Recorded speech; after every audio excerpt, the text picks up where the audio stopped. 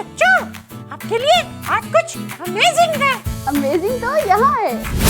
96, 97, 98, 99,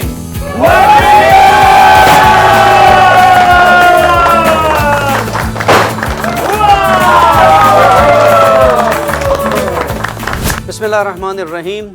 अस्सलाम वालेकुम नाज़रीन, हम आप सबके शुक्रगुज़ार हैं कि 1 मिलियन सब्सक्राइबर्स यानी 1 मिलियन फैमिलीज़ ने हमें इस शरफ़ से नवाजा है।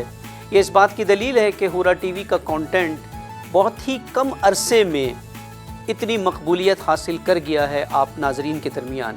हम ये एक मरतबा दोबारा तकरार करते हुए चलें कि हुरा टीवी आपके हमारे अपने बच्चों के लिए अखलाकी तरबियती कंटेंट पेश करता है जो फ़साद से मुबर्रा है, जिसके ज़रिए ना सिर्फ़ हम बच्चों की बल्कि वालिदैन की भी तरबियत करते हैं, उन्हें आगाही देते हैं कि अपने बच्चों की दुरुस्त तरबियत किस तरह से की जाए।